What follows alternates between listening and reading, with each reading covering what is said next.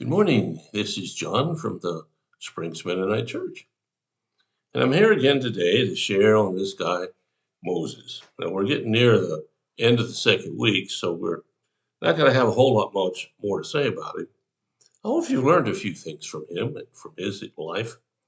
And I hope they'll guide you and direct you in the right way you should go in the days ahead. Today, I want to read from the 34th chapter of Exodus. And I want to read um, about Moses getting the second set of stone tablets. Now, the first set got destroyed when they built the calf, and you can go back and read that. But here we see God and Moses interacting, beginning with the fourth verse of the 34th chapter of the book of Exodus. We find these words. Moses chiseled out 2 tablets of stone like the first ones.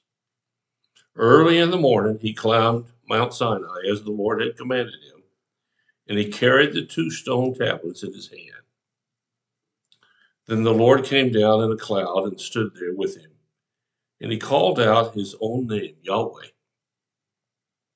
The Lord passed in front of Moses, calling out, Yahweh, the Lord, the God of compassion and mercy. I am slow to anger and filled with unfailing love and faithfulness. I lavish unfailing love to 1,000 generations. I forgive iniquity, rebellion, and sin. But I do not excuse the guilty. I lay the sins of the parents upon their children and grandchildren. The entire family is affected, even the children in third and fourth generations. And Moses immediately threw himself to the ground and he worshiped God.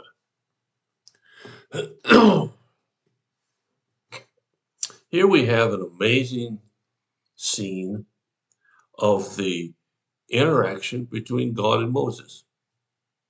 It's very intimate, it's very personal, and it's very direct. God starts out this encounter by saying his name. And just his name in Judaism is considered holy, and they don't repeat it. It's considered blasphemy to mention God's name. And so when Jesus did that, of course, that upset the religious leaders of the time. But he says some really interesting, not really contradictory, though it may seem that way, statements. Let's look at them. First one, he says, I am slow to anger. Slow to anger. Are you slow to anger? Or are you one of those guys and gals who jump off at the first chance you get to be angry? Well, now, when someone offends me, that's kind of bad. But that's nothing like offending God. And I have done that. I've sinned. And so have you. And we'll do it again. But he says, I'm a God of compassion and mercy. I'm slow to anger and filled with unfailing love and faithfulness. Now, if you want to know who God is, there it is. It's pretty simple. It describes his character as directly as anything else. Now, his life was described in the personhood of Jesus and the way he carried it out among men. But here it says, I'm slow to anger and filled with unfailing love and faithfulness.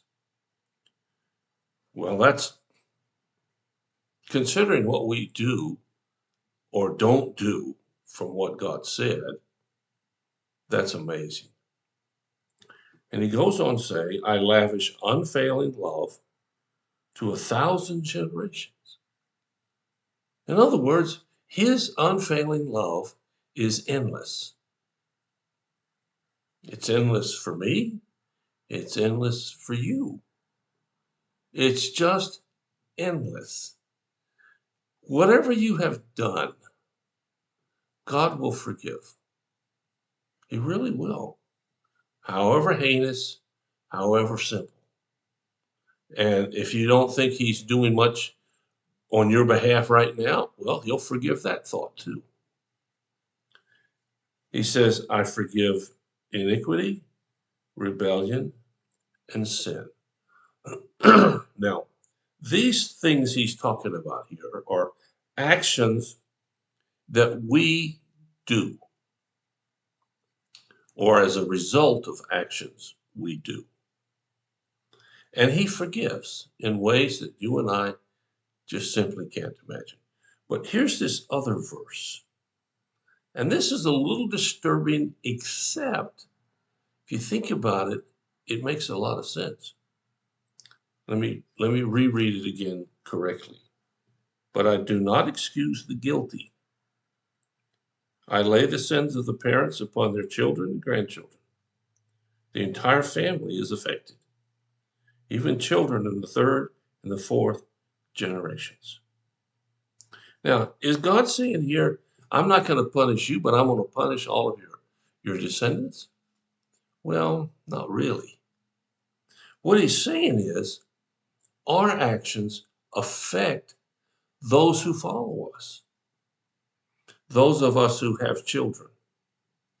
If we have acted ungodly and lived a life that mocks God, guess what? That's going to influence them. I think of a good example. You have a family where the mother or the father abuse the other or abuse the kids. And you can abuse them in many ways. We don't have to go into that here. But what has been proven over and over again is that the children of that family are most likely to abuse or to marry another person who abuses folks. They see that as normal. Our example is transmitted to our children. If we can't solve our problems in the family without screaming and hollering and yelling, or without sneaking behind someone and doing something they don't find out about, if we can't find a better way to live than that, our children are going to live that way because that's what they know. I can think of an example. It's really, really clear. Um, as they say, it's as it's as clear as the nose on my face. And you see the kids acting out because of the way the mother acted out. Now, I'm sure the father had significant participation at some level, but it was really the actions of the mother that have spilled out onto the kids. Now, you can stop that, but you have to work pretty hard. And how do you stop it? Well, you go back to the first part of this. You acknowledge who God is.